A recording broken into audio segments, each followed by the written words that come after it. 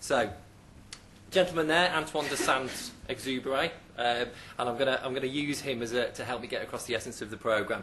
Antoine was renowned for being a novelist and a poet, but his real passion was actually for flying. But he's also, a few nods, so some of you might know him, he was also renowned for, or is associated with a number of quotes, and one of his quotes really sums up the essence of what we try to do, and that is, if you want to build a ship, don't drum up people together to collect wood, don't assign them tasks and work, but rather teach them to long for the endless immensity of the sea.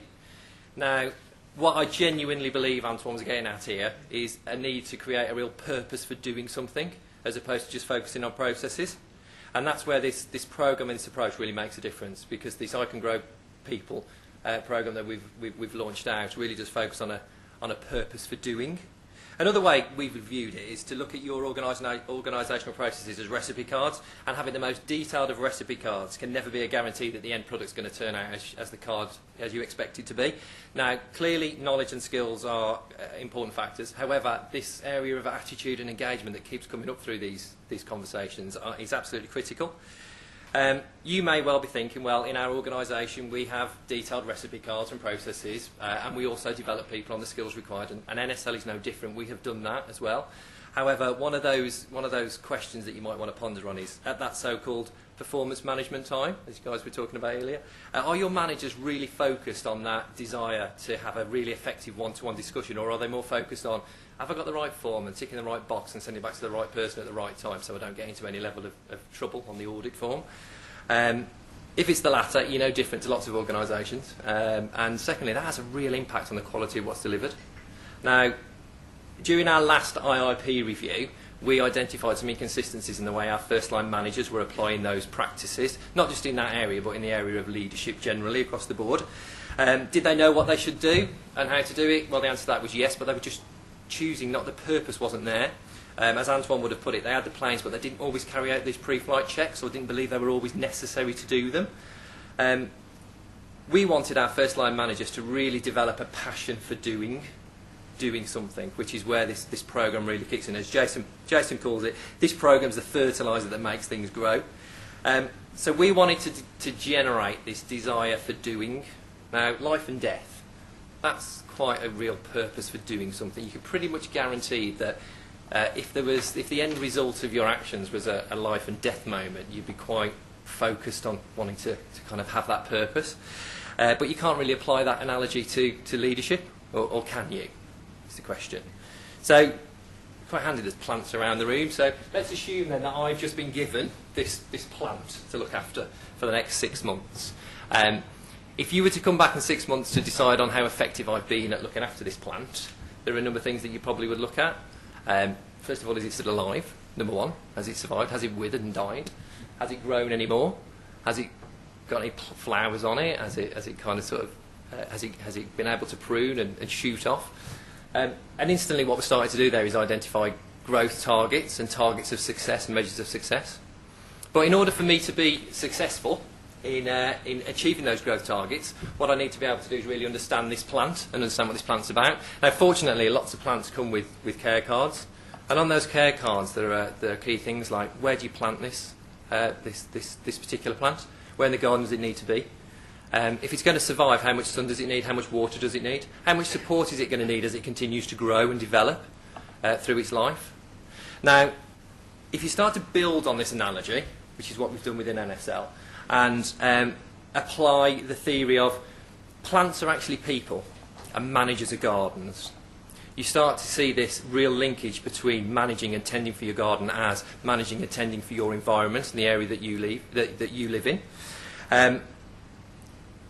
When plants wither and die, it is nearly always about the gardener, not about the plant. Okay? And throughout this development programme, we've managed to associate subliminally this linkage between life and death of a plant, life and death of people within organisations.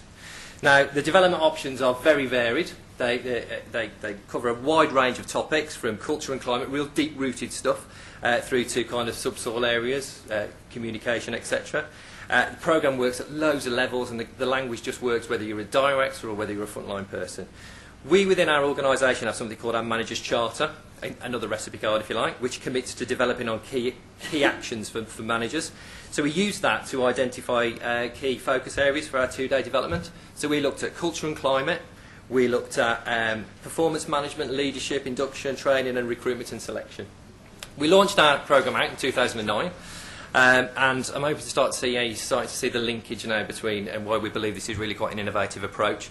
In a nutshell, what we've done is taken all those real foundations of management research, but stripped away the gobbledygook and really got down to a metaphor that enables people to really analyse their leadership approach in a really safe environment. We had nearly 400 geographically spread managers and our own materials and processes that needed to be incorporated, so we need a very flexible approach and cost effective. So what ICANN did was review their normal approach for to delivery of this programme and ran a very detailed trainer-trainer session. And when I say detailed, we spent a day in a garden centre, really starting to understand this analogy of watering is communication, performance management is pruning and tending for your plants. Jason then, under licence, enabled our in-house learning and development team to spread this out across our organisation. Now, the whole learning experience has been very experiential in its approach, from the environment through to the learning materials. We convert our training centres into garden centres for the day. People bring along plants that represent their personality. Delegates get their hands dirty, planting seeds, depicting climates, and really getting to understand what it's about to look after these plants. They have an association with a plant, and they take that plant away, and I continually get photographs sent to me of how these plants have continued to grow in their own environments. The major benefit being that they constantly puts the managers in a third-party perspective, so they're really critical of their own skills in a really safe environment. What did we want to achieve from the programme? Well, if we think about the plant, in the area of culture and climate, we talk about organisations, vision, values and goals, and Andrew was alluding to how leadership needs to be cascaded down throughout the business. We wanted people to really take responsibility for what we've called their microclimates, the climates that they create at their organisational level and the difference that they can make. When it comes to keeping weeds at bay and setting those important growth targets, it was about really effective application of performance management processes.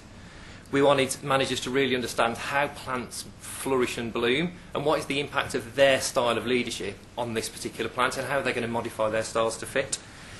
We needed to get the right seeds in the first place. It's no good buying a seed that's not going to grow in the particular area of the garden that you're intending to plant it. So the recruitment and selection practices needed to be really embedded. And the cultivation of those seeds through those really early stages, so the induction greenhouse, etc. What have we achieved so far? Well, we have done loads of evaluation on how effective our programme's been. One particular area I'll focus in on, though, is 40% of our labour turnover, 40% of our actual labour turnover was coming within the first 12 weeks of employment. And when we started to really analyse this and get down into it, it was induction training was there, but it wasn't being really applied effectively. Performance reviews were there, management was there, but it wasn't being done effectively. Recruitment and selection, there was a whole raft of things that needed really to be pinned down.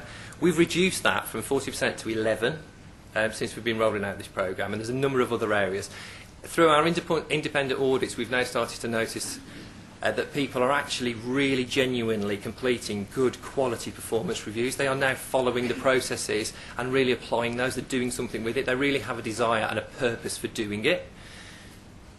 We've got another IRP review early part of next year. I'm sure those inconsistencies that we identified will now be kind of ironed out, and we're really quite looking forward to that. We've got engagement surveys that are planned in and a raft of other different areas where we're measuring the success of what we've done. Still lots to do. We're still continuing to evolve the programme. The programme has now become embedded. It's now part of our organisational approach for all of the people that get promoted into management positions. So just before we go to Q&A, interesting fact that I found out before we came along today, that actually we are, as people, quite like plants, in that 50% of your DNA is actually like a banana, which is quite unusual. Apparently so. So that was the 10-minute presentation on the I Can Grow approach that we've implemented at NSL. Hopefully there's a few questions that you might want to fire at us. So over to you guys.